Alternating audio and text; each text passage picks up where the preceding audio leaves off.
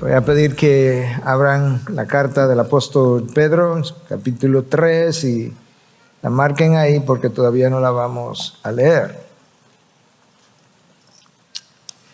Decía el gran pensador del siglo XX, G.K. Chesterton, que el ideal cristiano no ha sido probado y encontrado deficiente.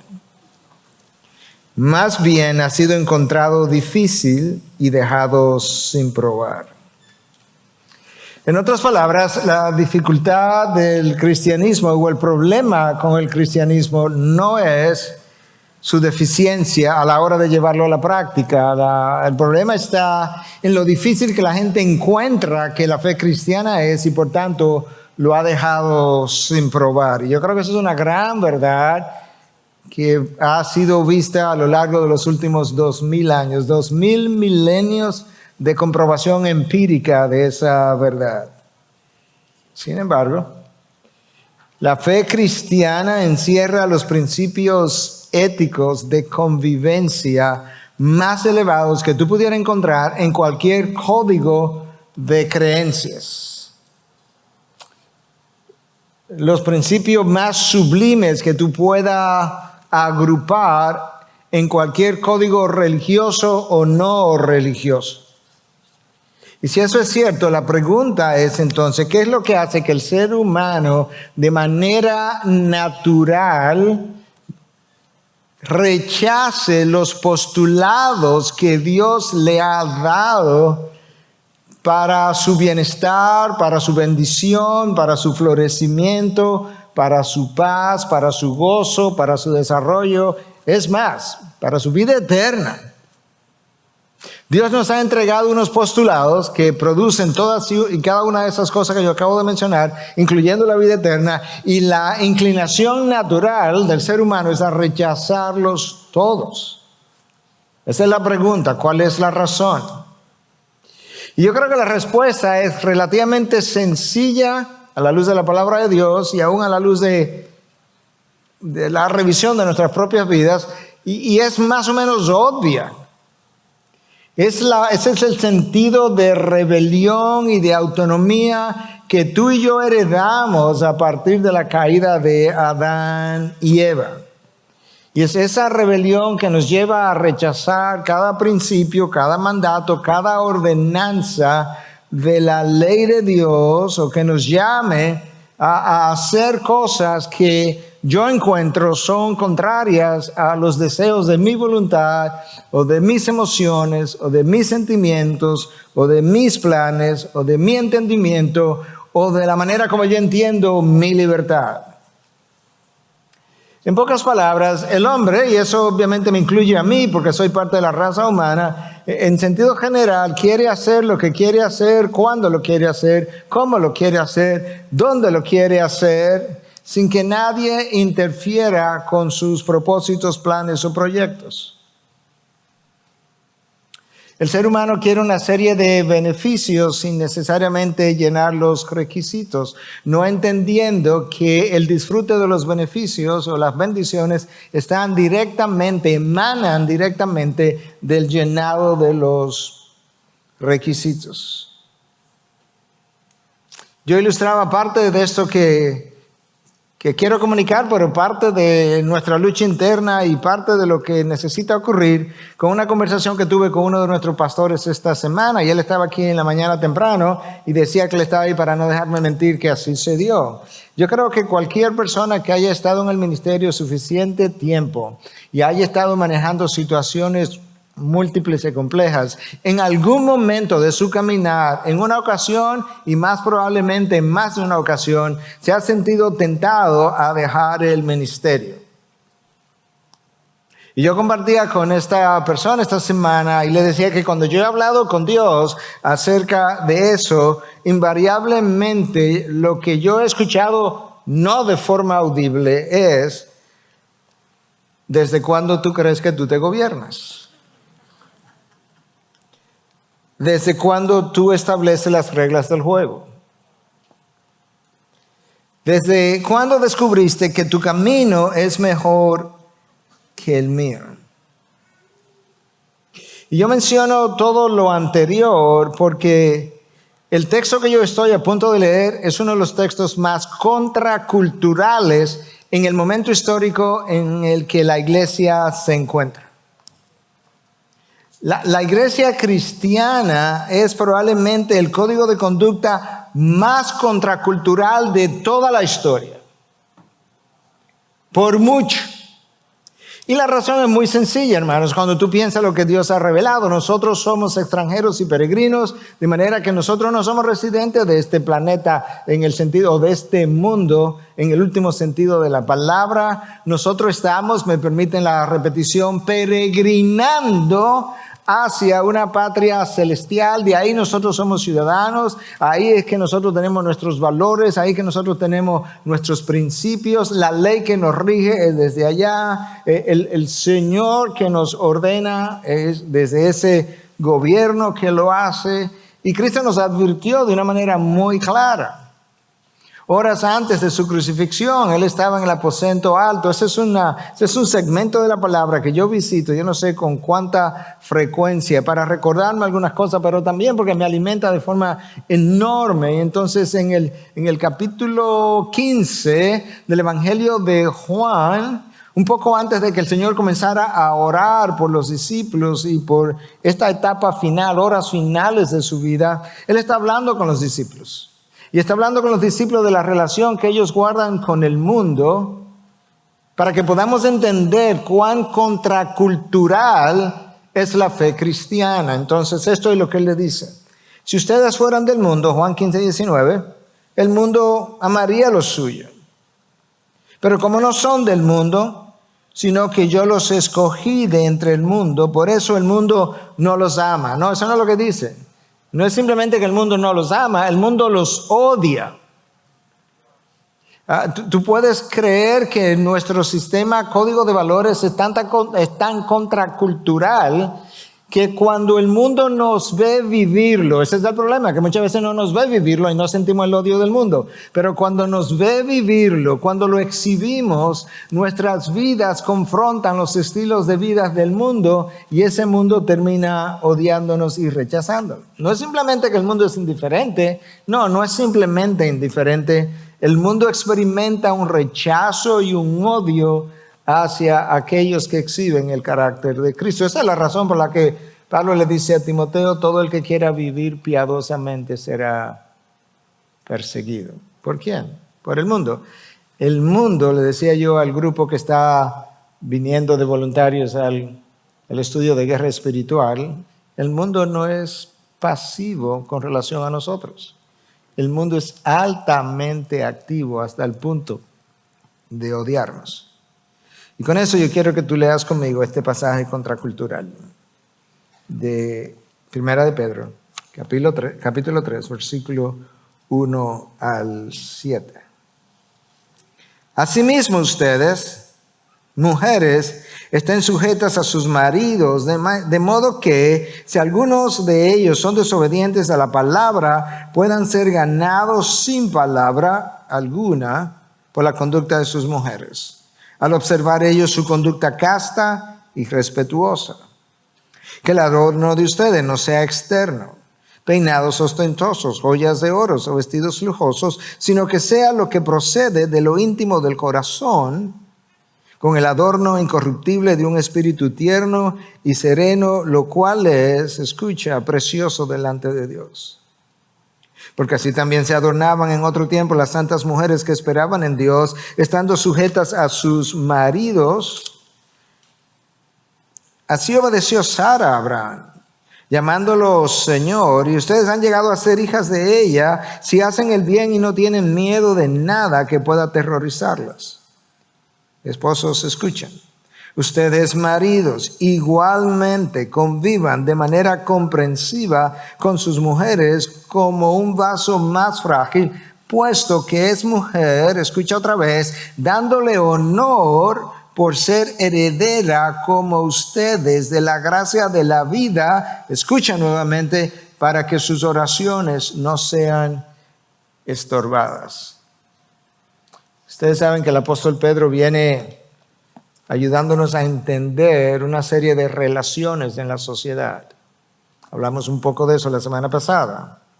En 2:13 Él nos llama a someternos a toda institución humana y ahí mismo, en el mismo versículo, nos dice al rey de una manera particular. En el 2:14 nos dice a los gobernadores como si fueran o como enviados de Dios. En otras palabras, Dios es quien los permite. Luego en 2:17 nos llama a honrar a todos, ahí nos cubre a todos, a amar a los hermanos y a temer a Dios, a honrar a Dios, a glorificar a Dios. En 2:16 nos dice que andemos como libres, pero que no usemos nuestra libertad como pretexto para pecar, para hacer lo que queramos, porque tengo la libertad de hacerlo, no crea que puedes hacer eso, sino que más bien usemos la libertad como siervos de Dios, sabiendo que entonces tendremos ciertas limitaciones aún de esa libertad. Y en 2:13 me voy a devolver, antes de él presentar todas estas enseñanzas contraculturales, lo que Pedro hace es lo que todo buen maestro debiera hacer, es que antes de traer la parte como dura de roer, entonces presenta la razón por la cual ellos debieran hacer esto. Y en 2:13 él dice, por causa del Señor. Pedro no está diciendo ni que es bueno, ni que es justo, ni que es fácil, ni nada de eso. Él está diciendo, todo lo que esta sumisión implica, yo quiero que tú entiendas que la motivación no está aquí debajo, está allá arriba, por causa del Señor. Pedro pudo haber dicho por amor a Cristo, pudo haber dicho por amor al Evangelio, o por honor al Evangelio, por honrar el Evangelio. Pedro pudo haber dicho por su causa, pudo haber dicho, serían como frases sinónimas. En otras palabras, hay una razón superior, ulterior, futura, más grande, más poderosa que toda esta sumisión que se nos está requiriendo. Y esa es la misma razón para seguir estas instrucciones en el capítulo 3.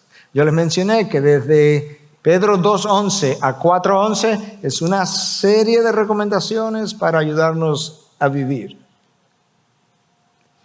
Y dado todo lo que he dicho hasta ahora, entonces yo titulé mi mensaje, una esposa que exhibe el Evangelio y un hombre que lidera como Cristo.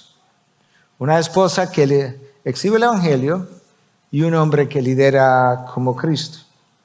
Entender el título de mi mensaje y entender el contenido del pasaje requiere entender los componentes del Evangelio o algunos de los componentes del Evangelio. Yo creo que ahí donde está el problema, el meollo del asunto, que la mayoría de los hijos de Dios han sido convertidos por el Evangelio, pueden dar una definición del Evangelio, pueden teológicamente quizás explicarle a otro lo que es el Evangelio, pero a la hora de vivir como que no entienden la conexión que existe entre los componentes del Evangelio, y estoy llamando el Evangelio a la persona de Cristo y su mensaje de manera inseparable, como que no entienden los componentes del Evangelio que nos deben llevar a seguir en obediencia a las instrucciones de Dios. Entonces déjame darte algunos de los componentes. Yo ni siquiera estoy tratando de ser exhaustivo en cuanto a los componentes del Evangelio para que nosotros podamos entonces ver eso en el texto de hoy. Cuando tú piensas que el Evangelio es la persona de Cristo con su mensaje, entonces te das cuenta que hay un desprendimiento de sí mismo que llevó a Cristo a dejar su gloria. Y de esa misma forma, yo tengo que experimentar un desprendimiento a la hora de casarme. Hay una humillación de parte del Hijo que se encarna, el Creador se hace criatura y eventualmente se hace hombre. Ese es un requisito, la humillación, la humildad es un requisito indispensable para un buen matrimonio. Es una imposibilidad, no dificultad, no, es una imposibilidad tener un matrimonio de cierta calidad en ausencia de humildad. Hay un componente de sacrificio de parte de la segunda persona de la Trinidad. Un sacrificio que Él hizo en aras de otro, y de esa misma manera, para que un matrimonio pueda funcionar adecuadamente, tiene que haber un autosacrificio en aras de ese otro también. como una forma de imitar lo que Cristo hizo y reflejar el Evangelio. Y en el mensaje del Evangelio hay una sobredosis de gracia sobre gracia. No solamente para perdonar pecados de manera recurrente, sino también que hay una sobredosis de gracia sobre gracia para lidiar con las condiciones de un compañero o de una compañera que es un pecador o pecadora y que él lo es hoy, lo fue ayer y lo será mañana, y que esa es la forma como Cristo lidia con nosotros todos los días por medio de la gracia con un pecador que seguirá pecando hasta que entre en gloria, y la forma como él entonces permanece con nosotros, nos sigue amando, sigue caminando con nosotros, es por medio de su gracia. Si esa gracia no está en medio de los cónyuges, será imposible ser una sola carne. Tan pronto tú escuchas eso, tú tienes que admitir que exhibir el Evangelio de una manera consistente como esposa no es una cosa fácil. Pero al mismo tiempo tiene que admitir que liderar como Cristo lideró no es solamente que no es fácil, no es solamente que es sumamente difícil, es que es imposible, pero ese es mi estándar, esa es mi meta. De manera que nosotros estamos tratando de alcanzar algo que Cristo alcanzó, que yo no puedo, pero yo tengo que intentarlo. Y yo menciono los componentes del Evangelio, porque vivir el estándar del matrimonio como Pedro lo está presentando aquí, requiere el entendimiento y la aplicación de esos principios o componentes. Entonces Pedro tiene varias instrucciones. Tiene instrucciones para las mujeres, tiene instrucciones para los hombres. Yo la voy a seguir en el mismo orden. Lo primero que es, instrucción número 1. Mujeres estén sujetas a sus maridos. En la cultura en la que nosotros vivimos, en el tiempo que vivimos, eso suena tan contrario a la naturaleza humana, y sin embargo yo no creo que eso es para nada distinto a la sumisión que se nos pide a nosotros como ciudadanos cuando se nos dice que nos sometamos al rey o a los gobernadores. Creo que es la misma acción, requiere lo mismo. Yo creo que no es ni siquiera parecido a la sumisión que requirió de Cristo, no solamente a la voluntad de su Padre, sino que cuando Él y el Padre conversaron acerca de venir y cumplir con toda justicia, hubo un entendimiento en el agente creador, en el juez soberano del universo, de que por ese tiempo Él tendría que someterse también a toda autoridad humana, las buenas y las insoportables también, como fueron todas ellas a su paso por aquí, hasta el punto que Él llegó a lavar los pies. Cuando Juan el Bautista entendió que no era digno de que Él bautizara al Mesías, sino que debiera ser al revés, no, Él se sometió a Juan y le dice, no, mira, Juan, entiende que es que nosotros tenemos otras reglas de juego y yo tengo que cumplir toda justicia. Y yo menciono esto para que podamos entender que el estándar para las mujeres hacia su marido no es distinto al estándar requerido en otras condiciones. Yo no sé si se percataron, pero aunque el contexto no lo dice de manera clara, el contexto presupone que estas son mujeres que están casadas con esposos inconversos y que por tanto se están comportando de una manera que no es fácil sobrellevarlos. Y yo digo que están casadas con esposos inconversos porque inmediatamente después de Pedro llamarlas a estar sometidas a sus maridos, él explica la razón por la que ellas deben hacer eso, y la razón es que Pedro está apuntando a un resultado cuyo instrumento para conseguirlo es el espíritu sumiso de la esposa. En otras palabras, aquí está la esposa, aquí está el esposo, aquí está el resultado. ¿Y cuál es el resultado? El resultado es la evangelización del esposo inconverso. ¿Cuál es el instrumento? El espíritu sumiso de la esposa. Y aquí está entonces, aquí está el esposo, y aquí está la esposa. Escucha cómo él lo dice. Esposas estén sometidas a sus maridos, de modo que si alguno de ellos son desobedientes a la palabra, puedan ser ganados, ahí está la inconversión, sin palabra alguna, por la conducta de sus mujeres, al observar ellos su conducta casta y respetuosa.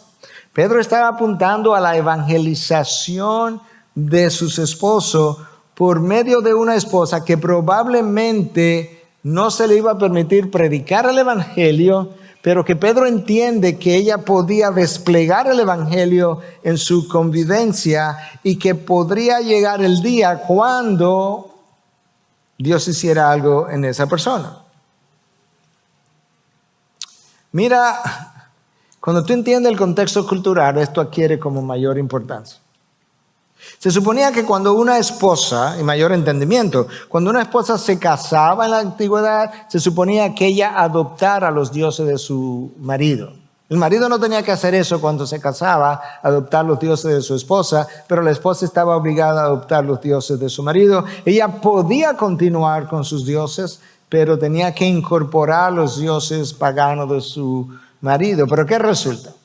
Que cuando esta mujer ahora conversa al cristianismo, se casaba, ella no podía, por prohibición de la palabra, ni siquiera continuar con sus dioses, pero tampoco podía adoptar los dioses de su marido, de manera que esa sola acción podía verse como una subversión o una rebeldía de su parte hacia el marido que era su cabeza. Y Pedro le está diciendo, estate quieta, sé sumisa, vive el evangelio, que él pueda ver tu estilo de vida de forma que quizás el evangelio vivido te permita ganarlo. Tú puedes ver que esa sumisión a la que Pedro le está llamando no es ciega ni absoluta, porque ella no podía adoptar los dioses de su marido, de manera que iba a tener que decirle hasta ahí llegamos, porque ahora cuando me pides hacer algo que es contrario a la ley de mi Dios, yo no puedo hacerlo. Y yo creo que eso es importante, que podamos ir viendo hasta dónde llega la sumisión. Yo creo que más que un silencio absoluto, lo que Pedro le está pidiendo a estas mujeres es que sean prudentes al hablar. A evitar, en buen dominicano, y lo digo con respeto, el cacareo continuo señalándole a su esposo la necesidad de creer en Cristo. No porque tú no crees, no porque tú eres duro, oye, que tú eres terco. Mira, porque con todo lo que tú has pasado y aún todavía no crees. ¿Y de qué te han ayudado estos dioses paganos? No nos han ayudado de nada. Yo creo que Pedro está llamando a un silencio de evitar los esfuerzos continuos de evangelización hasta el punto que el esposo termina rechazándola a ella junto con su mensaje, y a evitar la condenación continua, entendiendo que un hombre o una mujer no puede comportarse como cristiano si no lo es. Ahora, esto no puede ser llevado hasta el extremo. O sea, hay límites de la sumisión. Ya mencioné uno de ellos, ¿verdad? Ya no podía adoptar los dioses de su esposo. Tampoco una mujer puede permitir por sumisión el adulterio de su esposo, porque ya Dios legisló, incluso anterior a la ley de Moisés, en contra de eso, de manera que hay límites de esta sumisión. Pero la idea aquí es que el instrumento de evangelización sería la conducta de ellas, y escucha como Pedro lo dice en el versículo 2, en la segunda parte, al observar ellos su conducta casta y respetuosa. Cuando yo veo una conducta respetuosa, honrosa, casta, digna, moral, ellos pudieran ser ganados. Eso no es diferente. Yo estoy tratando de mostrar que las cosas que Dios le está pidiendo a las esposas no es diferente a la que le ha pedido a otras personas en diferentes condiciones o en diferentes relaciones. Eso no es en nada diferente a lo que Pedro nos pide a todos en esta misma carta, en 2:12 que ya vimos. Escuchen. Mantengan entre los gentiles una conducta irreprochable. A las mujeres que mantengan una conducta casta y respetuosa, a fin de que, ahora viene el propósito, de que en aquello que les calumnian como malhechores, ellos por razón de las buenas obras, ahí está la conducta de la mujer, de ustedes, al considerarlas, allí dice al verlas, observarlas, glorifiquen a Dios en el día de la visitación. En otras palabras, Dios nos está diciendo a nosotros todos, observa una conducta irreprochable, exhibe el evangelio, vive de tal manera que cuando Dios decida visitar a los gentiles, ellos puedan, por medio de lo que observaron en ustedes, llegar a creer y glorificar a Dios. Pedro lo que está diciendo, lo que está enseñando aquí en estas diferentes relaciones, es el mismo principio, cómo luce en una relación, en otra, y en otra, y en otra. La razón de mantener la conducta, la potencial conversión del esposo en el caso de Pedro. Déjame leerte, contarte una historia real que ilustra lo que yo acabo de decir. En el año 397 de nuestra era, un santo que ya había alcanzado cierta madurez en la fe cristiana, escribió lo que llegaría a ser una de las autobiografías más convincentes de toda la historia redentora. Cuando el libro finalmente se terminó de escribir, él le llamó Las Confesiones de San Agustín. Encerrada en esa narrativa aparece el tributo de Agustín a su madre, Mónica, por la influencia que ella tuvo en su esposo Patricio, para llevarlo a creer y hacerlo un hijo de Dios. De tal manera que a la hora de su muerte, su esposo Patricio era un creyente. Estas son las palabras de Agustín, como tributo a su madre. Ella sirvió a su esposo como si fuera su amo, e hizo todo lo que pudo para ganárselo para ti, Dios. Hablándole a él de ti, Dios, ¿cómo? ¿Cómo le habló? ¿Qué le dijo? Por medio de su conducta. Lo mismo que Pedro dice. Hablándole de ti, Dios, por medio de su conducta, por medio de la cual tú, Dios, la hiciste hermosa. Su conducta la hizo a Mónica hermosa ante tus ojos. Finalmente, cuando su esposo estuvo al final de su tiempo terrenal, ella se lo había ganado para ti, Dios. Wow. El propósito del matrimonio de Mónica con Patricio fue la salvación de Patricio. Pastor, pero eso es pesado. Sí, muy pesado, extraordinariamente pesado. Pero no es más pesado dejar la gloria y tu condición de ser igual a Dios y siendo creador, convertirte en criatura y en siervo y que te abofeten y te escupan y te hieran y te claven y te burlen, siendo tú quien eres. Instrucción número 2. Que el adorno de ustedes, dice Pedro a las mujeres, no sea el externo, peinados ostentosos, joyas de oro, vestidos lujosos, sino que sea lo que procede de lo íntimo del corazón, con el adorno incorruptible de un espíritu tierno y sereno, escucha ahora, lo cual es precioso delante de Dios. El ser humano siempre ha tenido una preocupación de manera prioritaria con la manera como luce, cómo habla, lo que piensa el otro de él o de ella, cómo es percibido. Y hemos desarrollado una idolatría hacia la apariencia, hacia la buena reputación, hacia el buen nombre, hacia la aprobación de los hombres, hacia aquello que es llamativo. Y Pedro dice, esposas, si te vas a adornar, que el énfasis no esté en peinados ostentosos, joyas de oro y vestidos lujosos. Esas cosas en sí mismas no necesariamente son pecaminosas, pero frecuentemente son usadas de manera pecaminosa. De hecho, en esa ocasión, ese tipo de peinado y el lucir de cierta manera era muy típica de mujeres promiscuas. Lo interesante es que el mundo secular del primer siglo estaba de acuerdo con Dios en estas instrucciones. Eso no es común. O sea, lo usual es que Dios legisla y el mundo está en contra. Pero en el mundo greco-romano, recuerda que hemos dicho que Roma conquistó a Grecia militarmente, pero Grecia conquistó el imperio romano culturalmente, filosóficamente, y por eso se habla del mundo greco-romano.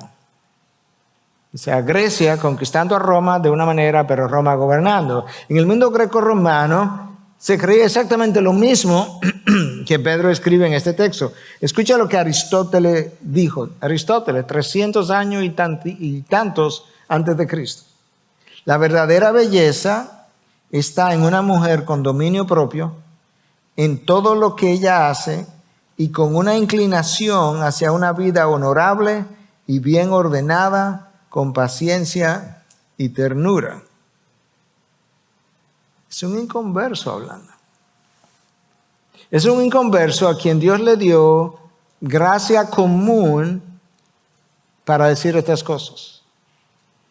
El filósofo griego Filo, muy conocido, ha nacido como 20 años antes de Cristo y luego enseñó después de Cristo, dice lo siguiente: los adornos externos eran percibidos frecuentemente como instrumento de seducción.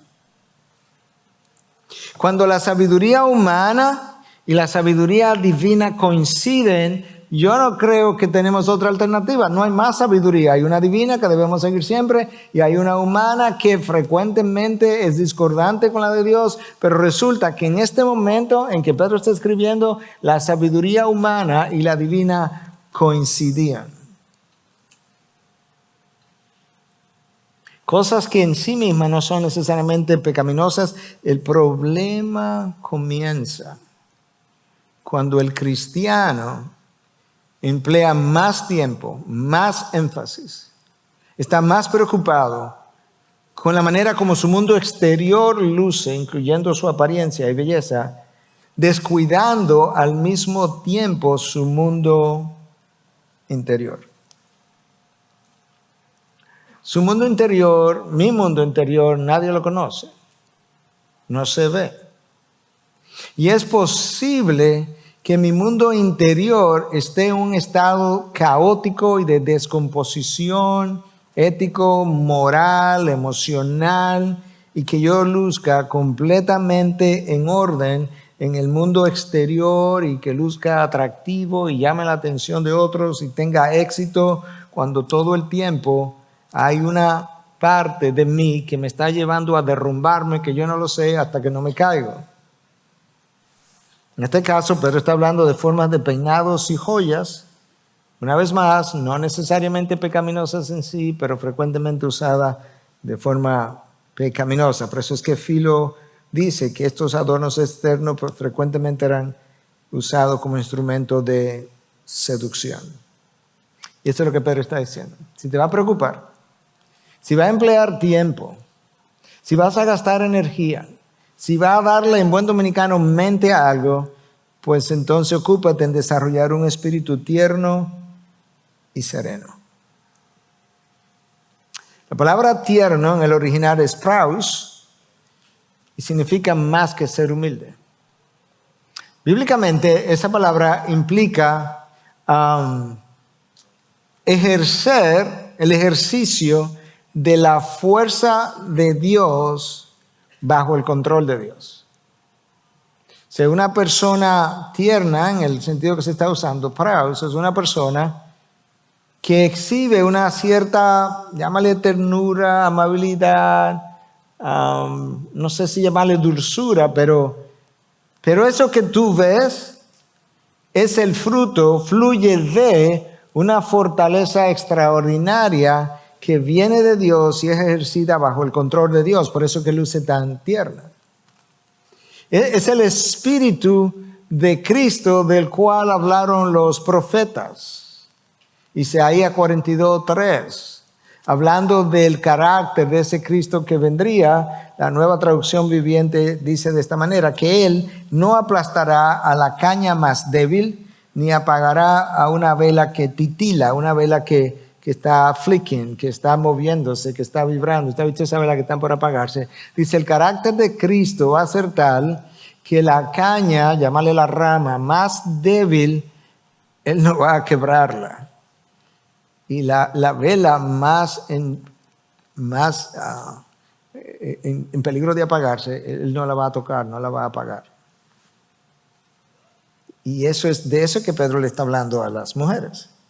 Ahora, hermanos, honestamente, si eso suena como difícil, o hermanos, eso no es en nada diferente a lo que Cristo nos dice a todos nosotros, incluyendo los hombres. Y yo creo que particularmente a los hombres cuando dice, aprended de mí que soy manso y humilde de corazón. Yo creo que eso es un llamado a todos. Pero yo creo que en el contexto en que Cristo estaba enseñando, la mayoría de los que estaban ahí probablemente eran hombres. Es más, quizá mayormente sus discípulos. Y Él les dice, aprended de mí que soy manso y humilde. Ese espíritu no es en nada diferente al espíritu tierno de que Pedro está hablando que las mujeres debieran tener. Y Cristo dice que aprendamos de Él que es tierno, manso y humilde de corazón y no por obligación. De corazón y no por simulación. De corazón y no para dar la impresión. Yo no quiero que te muestre manso ni que te muestre humilde si no lo eres para dar una impresión. Yo quiero que lo seas de corazón, de adentro hacia afuera. Que emplees tiempo en cultivar lo que verdaderamente vale, porque la parte externa que tratamos de embellecer, con el tiempo, tú lo sabes, todos lo sabemos, a menos que tú seas muy joven, pero con el tiempo la piel comienza a arrugarse y entonces comienzan las cremas y tú conoces. El pelo comienza a caerse. Yo tenía pelo antes, si usted no me lo cree. Yo tengo fotos que enseñarle. Y comienza a ponerse blanquecino. Y los músculos comienzan a hacerse flácidos y el abdomen comienza a crecer y el cuerpo comienza a encorvarse. Tengo un paciente ahora, hoy en día, que fue mi profesor y yo siempre hablaba con él así, como para arriba, y lo veo ahora de 80 y tantos años, casi como de mi tamaño. Mientras eso está ocurriendo, el envejecimiento, y hoy en día con el afán de cirugías y demás, Pedro está diciendo, mira lo que debe estar ocurriendo en tu mundo interior. Y en este caso le está hablando a las mujeres, pero tiene una aplicación desde las palabras de Cristo para nosotros ser manso y humilde, que es válido para todos. En el mismo tiempo, esto es lo que debe estar ocurriendo. A la edad que yo tengo, este año, 2021, yo me estoy examinando y yo quiero ver si esto está pasando en mi vida. Se supone que yo debo tener un espíritu más manso, más sumiso, más tierno, más amable, más sensible, más empático, más compasivo, más amoroso, más servicial, en fin, más santo, más como Cristo. Porque el cuerpo externo se va desgastando, pero en el mundo, en mi interior, se supone que mi espíritu debe irse renovando. Entonces Pedro le está hablando a las mujeres que ellas deben tener justamente ese espíritu tierno y sereno. Ahora nota lo que Pedro dice, porque esto es importante. Dice, ¿cuál es el afán, pastor? Mi esposo ni lo ve ni lo aprecia. No, porque es por causa del Señor. Y aquí Pedro te lo dice, lo cual es precioso delante de Dios.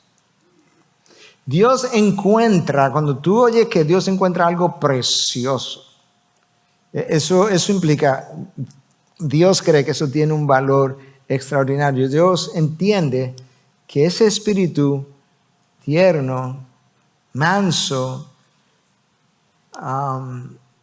tiene valor porque refleja lo que yo soy. Mira cómo El autor del famoso Proverbio 31, la mujer de Proverbio 31, dice el texto en versículo 30, engañosa es la gracia y vana la belleza, pero la mujer que teme al Señor, esa será alabada. Wow. El mundo de hoy tiene muy poco valor por la mujer que teme al Señor, o tiene poco valor por la mujer que exhibe el carácter de Cristo. Lo que valora es la belleza, pero el libro de Proverbios nos dice que eso es engañoso, que de hecho la belleza es vana. ¿Por qué es vana? Porque vana es vacía, claro, porque es temporal, es pasajera. De hecho, puede ser que en la mañana ni siquiera luzca tan bien y luego después de una especie de maquillaje y un tune-up, entonces luce diferente. Pero es muy pasajera. Y ahora Pedro se remonta al pasado, versículo 5, dice, porque así también se adornaban en otro tiempo las santas mujeres. ¿Cómo es que se adornaban? Con un espíritu tierno y sereno. ¿Y por qué? Porque esperaban en Dios, estando sujetas a sus maridos. Pero está diciendo lo que le estoy diciendo a mi generación, pero a todas las generaciones que vienen, es que generaciones anteriores, tú puedes ver la aplicación de la verdad de Dios, generaciones anteriores de mujeres santas se adornaban de la misma manera. ¿Y cómo se adornaban? Bueno, eran mujeres santas. ¿Y por qué eran tan santas? Ellas tenían una espera en Dios. Del mundo no esperaban nada. Del mundo no le atraía nada, no le seducía nada. Nada le parecía como con tanto brillo en el mundo. Del mundo, de hecho, solamente esperaban la muerte. Más nada. Y esas mujeres, Pedro dice, estaban sujetas a sus maridos. Ahora, en el contexto cultural en el que nosotros estamos, con toda esta revolución de ideología de género y la previa del feminismo que comienza probablemente como en el año 1920, la primera ola de feminismo fue en el año 1920, ya tiene un siglo. Y después hubo una segunda ola, probablemente alrededor de 1950, y ahora estamos no en una ola, no en un tsunami. En medio de eso, hablar de que estén sujetas a sus maridos, eso es como hablar de soga delante de alguien que lo condenaron a la horca. Ahora, déjame hacerte una pregunta. ¿Qué es más paradójico? ¿La sumisión de la esposa a su marido o la sumisión del creador a la criatura? La sumisión del rey al siervo y del amo al esclavo. ¿Qué es más paradójico? ¿Que la esposa esté sujeta al marido de esa manera, con ese espíritu tierno, a que el creador, el agente creador del universo, soberano, con todo el poder, sea el que se arrodille y lave los pies y luego tolere ser golpeado, escupido, lacerado, flagelado, clavado, traspasado, desnudado? Pedro entonces se va al principio de la revelación bíblica. Versículo 6, así obedeció Sara a Abraham llamándolo Señor, y ustedes han llegado a ser hijas de ellas si hacen el bien y no tienen miedo de nada que pueda aterrorizarlas. La realidad es que no hay evidencia en la Biblia de que Sara llamara a Abraham Señor. Quizá lo hizo, pero dado que no hay ninguna evidencia de eso, quizás es más el contexto cultural en que Sara vivió y que esa era una forma respetuosa. Yo he conocido un par de esposos que le llaman a su esposa, no tengo idea porque me suena un tanto extraño, pero bueno, hablan de la doña y hablan de doña fulana, no porque doña fulana. Tengo alguien que me está escribiendo en estos días acerca de la condición de alguien, dice doña fulana, refiriéndose a su esposa. Entonces no sé si es el contexto cultural que hacía que Sara le llamara Señor, pero yo sí creo que Pedro se está refiriendo al respeto, a la honra que Sara le concedió a Abraham como su cabeza, como su esposo, y la usa entonces como ilustración. Ahora, ¿cuál es el problema y cuándo comenzó el problema? esta tensión, esta dificultad. Eva no tuvo ningún problema en sujetarse a Adán. Para nada. Ni los ángeles tienen problema de sujetarse potencialmente a los arcángeles y así sucesivamente. Somos nosotros los que tenemos el problema. Pero eso ocurrió, tan pronto ocurrió la caída. Y está anunciado. En Génesis 3, cuando Dios comienza a hablarle a Adán y Eva después de la caída, esto es lo que le dice a Eva. Él le anuncia lo que va a ocurrir como fruto de la caída. En 3:16. Y le dice, tu deseo será para tu marido y él tendrá dominio sobre ti. La palabra ahí, deseo, no es el deseo sexual. Es una palabra que aparece quizás una vez más y aparece en el libro del Génesis. Es una palabra hebrea. Y se refiere a Caín cuando Dios le dice que el pecado terminará dominándote. Y la idea que la mayoría de los académicos entienden, que lo que Dios le estaba diciendo a Eva es, a partir de ahora, debido a la naturaleza carnal, pecaminosa que tú has adquirido, tú vas a querer usurpar la posición de liderazgo de tu esposo, pero como él es más fuerte que tú, él va a terminar dominándote. Y ese es el machismo de todos los siglos, y esa es la lucha de los sexos de todos los siglos. Pero eso es lo que Pedro quiere revertir. Eso es lo que Dios quiere revertir. Y eso es lo que Pedro está tratando de enseñarnos. O sea, ¿cómo es que vamos a revertir eso? Bueno, primero, porque le voy a hablar a los hombres ahora, no hemos terminado, hombres. Primero, yo quiero que las mujeres tengan un espíritu tierno y sereno. Ahí vamos a comenzar a revertir a Génesis 3:16. Pero lo que Adán no hizo en el huerto, que no lideró, no protegió a Eva, no fue su cabeza, no fue su guía, tenemos que revertir eso. Y ahora vienen.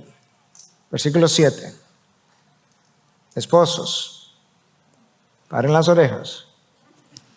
Ustedes maridos igualmente, ¿cómo que igualmente? Sí, o lo que Pedro está diciendo, mucho de lo que yo le dije a las mujeres, yo se lo voy a decir a ustedes, pero ¿cómo? De otra forma, ustedes son hombres. O sea, va a lucir diferente porque son hombres, pero tiene un estándar, tiene un feeling, un sentido similar. Ustedes, maridos, igualmente convivan de manera comprensiva con sus mujeres. Yo voy a explicar eso. Como un vaso más frágil, puesto que es mujer, dándole honor por ser heredera como ustedes de la gracia de la vida, para que sus oraciones, escuchen, no sean estorbadas. Pablo dice algo parecido cuando escribe a los Colosenses en 3:19, maridos, amar a vuestras mujeres y no seáis ásperos. Ahí está el llamado a ser tiernos y a ser mansos y a ser similar a lo que Pedro está diciendo. Entonces la instrucción número 3 es para los esposos. Nos piden que convivamos de manera comprensiva. De hecho, la palabra ahí convivir, convivan de manera comprensiva, esa palabra siempre es usada para hablar de la intimidad sexual. Y quizás Pedro no está hablando necesariamente en este caso de la intimidad sexual, sino que sí está hablando de que convivamos íntimamente. Y en la convivencia íntima haya una comprensión de las esposas. De hecho, el texto que es traducido como de manera comprensiva, en el original dice de acuerdo con el conocimiento. ¿Conocimiento de qué? Con el conocimiento de quién es tu esposa, de cómo siente, de qué le gusta, de cuáles son sus necesidades espirituales y emocionales, el conocimiento de sus temores, de sus debilidades, de su necesidad de protección y de apoyo, de su mundo interior, de qué le ofende, de qué le afirma. Y si vas a vivir, a convivir íntimamente, y Pedro no creo que en el contexto que está hablando tiene que ver con intimidad sexual, yo creo que está hablando más de bien, que conozca incluso como su alma, su mundo interior, para que sepa cómo llenar esas necesidades. Porque tienes un llamado de liderar como Cristo.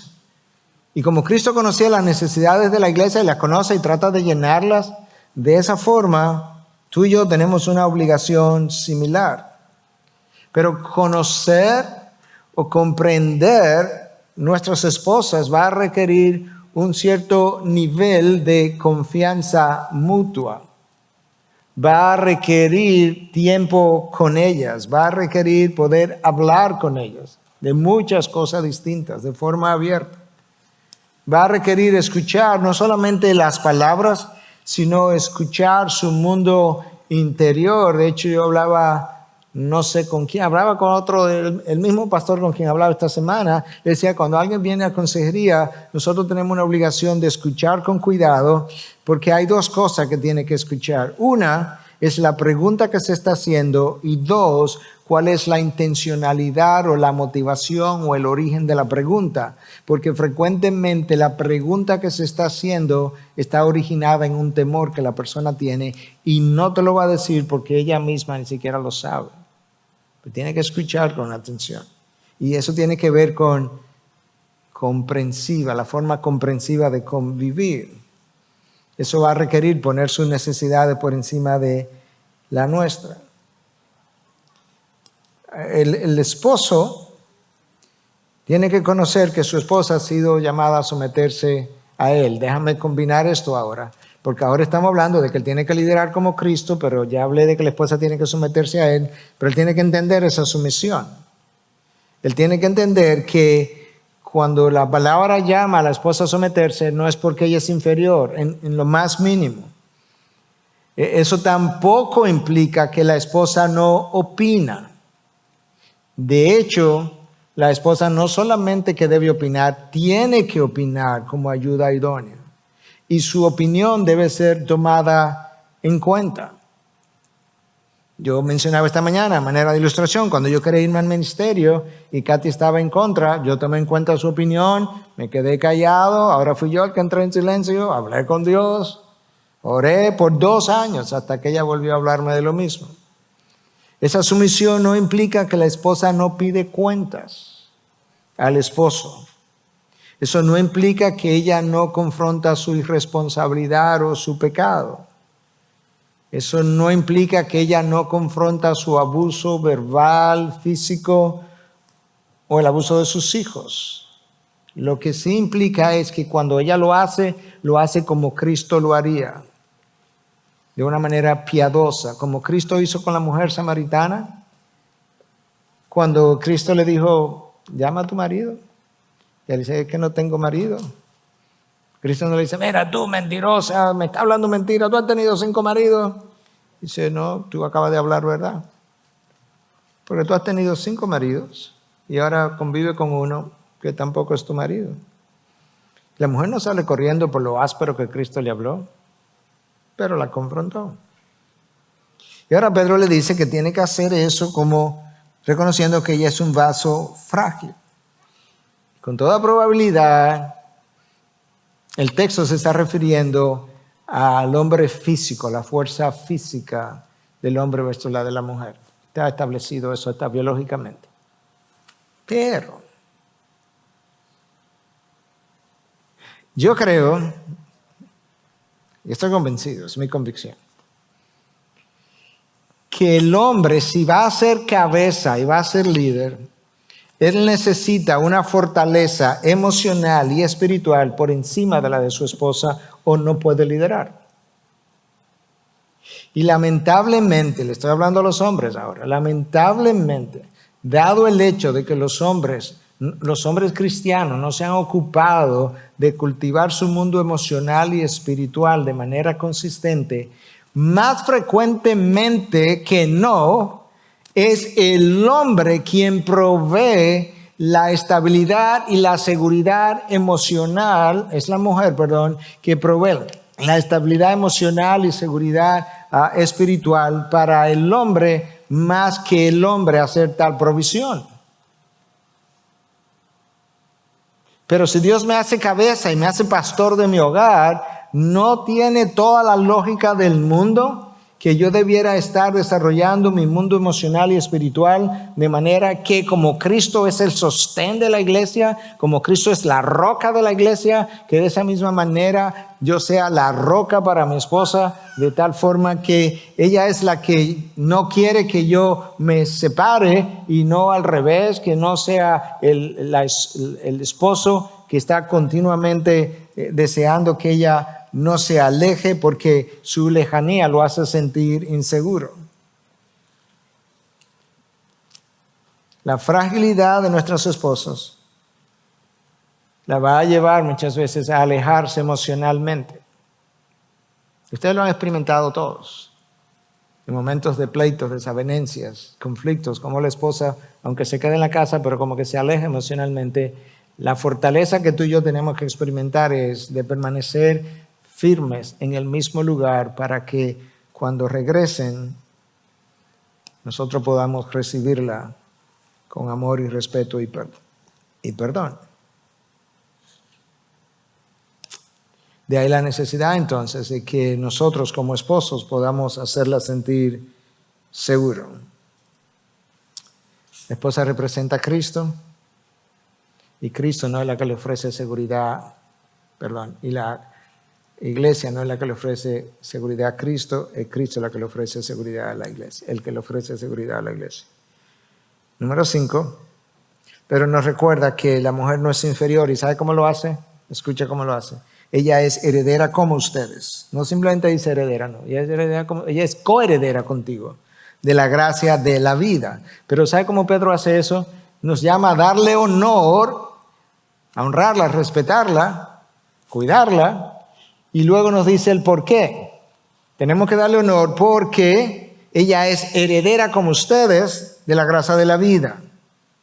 Ella es un regalo de Dios, ella es la imagen de Dios, ella es la provisión de Dios. Ella es una hija de Dios. Cuídate de no descuidar a quien Dios llama hija. Entonces eso implica cuidar de ella como Dios cuida de una hija. Ayudarles a crecer seguras en su relación con Dios, en su relación con nosotros. Ayudarles a encontrar identidad primero en Cristo y luego en su relación con nosotros. Las mujeres son eminentemente relacionales. Eso implica que nosotros tenemos que aprenderlo. Estamos de acuerdo que el producto crudo del hombre caído es un arrecife y las olas vienen, que vamos a pensar en las mujeres como las olas, que tienen altas y bajas en sus emociones. No lo estoy diciendo eso de manera despectiva. Mi esposa me enseñó eso, no porque ella tiene estas emociones que las tienes, que suben y bajan, sino porque ella habla de eso en una charla que se llama La montaña rusa de las emociones de las mujeres. Entonces ellas son como esas olas. Entonces para ellas nosotros podemos ser arrecifes o podemos ser playas, donde las olas vienen y como que se recuestan sobre ellas. No lo vamos a hacer siempre bien. Cuando lo hayamos mal hecho nos arrepentimos y tratamos de volver a ser arena en las playas. Entonces Pedro nos dice que nosotros tenemos que convivir, eso es intimidad, de manera comprensiva, eso es conocimiento, hablamos de todo eso, que tenemos que recordar que ella es un vaso frágil, hablamos de eso, y que tenemos que darle honor porque son coherederas con nosotros. Finalmente, vital, enseñanza número 6. Si tú no haces eso, para que tus oraciones no sean estorbadas. En otras palabras, Pedro está diciendo, esto no es poca cosa, el que tú no cuides de tu esposa, el que tú no lideres a tu esposa, el que tú no la consideres como un vaso frágil, el que tú no la trates con honor, a mí me molesta tanto que yo cierro mis oídos y no te hago caso cuando tú oras conmigo. Wow. Pastor, pero yo estoy orando y mi esposa no cambia, mi esposa aquello, mi esposa lo otro. Hay múltiples razones, no es tan sencillo como eso que yo acabo de decir, pero hay una cosa que yo sé y es que Dios dice, si no lleno mi papel que Él me ha asignado y que Pedro me explica, mis oraciones no van a pasar del techo de mi casa. Mi falta de llenado de ese lugar no es de poco peso para Dios. Es como Tony Evans escribió, es un pastor norteamericano con mucha chispa, ya tiene cierta edad, pero él acaba de escribir un libro para hombres. Y en ese libro él usa una frase muy muy típica de ciertos grupos en Estados Unidos, y le dice man up, que es como empantalónate. Y cuando camines como un hombre de Dios, cuida a la hija de Dios. Eso es en esencia como lo que todo este texto está diciendo, y esa expresión significa: te empantalonas, caminas como un hijo de Dios y cuídale a su hija. Yo tengo que cerrar. Te voy a cerrar con una historia real que ilustra cómo se supone que sea. Es una historia que algunos de ustedes pueden conocer porque ha sido más o menos conocida de unos años atrás, no muchos, pero es su historia. Se trata, yo te lo voy a leer porque no quiero que pierdas nada. Se trata del doctor John Robertson McQuilkin. Se había desempeñado como presidente del Columbia Bible College and Seminary por 22 años. Hoy se llama Columbia International University. Él renunció en el año 1990 para cuidar a tiempo completo de su esposa Muriel, que padecía de la enfermedad de Alzheimer. El doctor McQuilkin conoció a Muriel en la escuela cuando eran estudiantes. Cuando se conocieron, descubrió que era encantadora, inteligente y talentosa, y una gran amante de la gente, y más divertida de lo que puedes imaginar. En 1981 recibieron una trágica noticia. Muriel tenía la enfermedad de Alzheimer temprana. Los primeros años de la enfermedad, Robertson intentó ir a su oficina y cumplir con sus responsabilidades en la escuela, en el seminario. Pero tan pronto como él dejaba a Muriel y se iba a la universidad, ella se ponía ansiosa y angustiada, a veces incluso aterrorizada. Entonces ella lo seguía caminando media milla hasta la escuela. Llegó a hacer ese viaje hasta 10 veces al día. Una vez por la noche, él estaba ayudando a prepararse para ir a la cama y notó que ella tenía los pies ensangrentados porque había caminado tanto para intentar acercarse a él. Cuando Robertson reflexionó más tarde sobre la devoción de su esposa, admitió para sí mismo: ojalá yo amara a Dios así hasta el punto de estar desesperado por estar cerca de Él en todo momento. Cuando el habla le comenzó a fallar a Muriel, una de las últimas frases que ella pudo decir fue: te amo.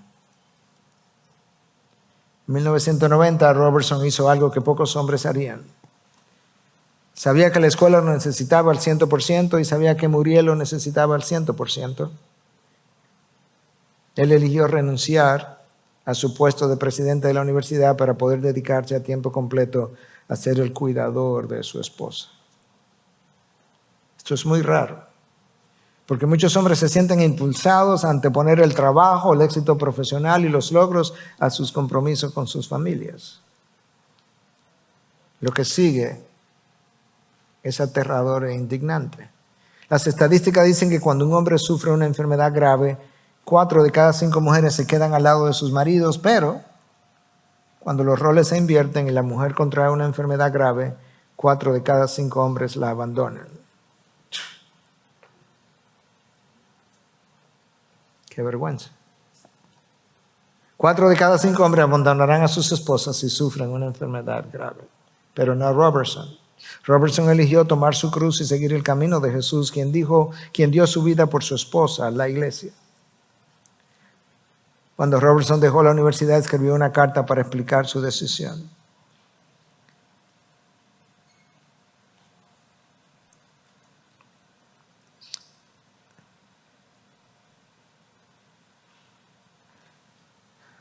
Para mí está claro que Muriel me necesita ahora a tiempo completo.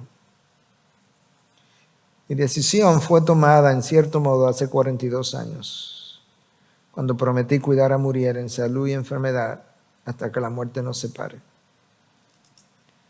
Como hombre de palabra, la integridad tiene algo que ver con eso, pero también lo hace la justicia. Ella me ha cuidado completa y sacrificadamente todos estos años. Si la cuidara durante los próximos 40 años, no saldaría su deuda o mi deuda. El deber, sin embargo, puede ser sombrío y estoico, pero hay más. Amo a Muriel Ella es un deleite para mí, su dependencia infantil y su confianza en mí, su cálido amor, destellos ocasionales de este ingenio que solía disfrutar, su espíritu feliz y su firme resistencia frente a su continua y angustiosa frustración. No es que debo preocuparme por ella, es que tengo que. Es un gran honor cuidar de una persona tan maravillosa. Entonces Robertson se convirtió en ama de casa y cuidador de su esposa, asumiendo la asignación especial de Dios para él en esta temporada de sus vidas. Cuando la gente le preguntaba si alguna vez se cansaba de cuidar a Muriel, a menudo decía, no, me encanta cuidar de ella. La historia sigue un poco más larga, pero la voy a terminar. Maridos, eso es lo que implica cuidar de tu esposa como vaso frágil y como coheredera de la gracia de Dios contigo. Muriel murió en septiembre 19 del 2003. El doctor John Robertson McQuilkin siguió y luego murió en junio 4 del 2016.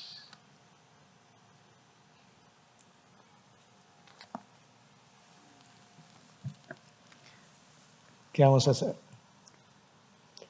Los días van de mal en peor, la noche avanza, la oscuridad cada vez es más densa, los días son malos. ¿Vamos a seguir jugando al cristianismo o vamos a empuñar el rol que Dios nos ha asignado al uno y al otro y reflejar el evangelio con nuestras vidas? Yo no voy a decir más que proclamarlo, pero después de proclamarlo, que la gente crea lo que decimos por lo que vivimos. Que la gente incluso cuando nos ve vivir, desee lo que tenemos que nos permite vivir como vivimos. Y yo creo que vamos a cantar. Y después que cantemos yo voy a subir. Y yo voy a hacer algo que nunca lo habíamos hecho, pero le voy a pedir a Katy, mi esposa, que suba para que ella pueda orar por las mujeres y voy a orar por los hombres. Y ahí cerramos el día, pero después de cantar. Padre, gracias por tu palabra clara, contracultural, poderosa, convincente, inerrante, infalible, santa, protectora, empoderadora, reveladora. Y gracias porque luego pones el Espíritu en mí para ayudarme a cumplir la palabra que me bendice.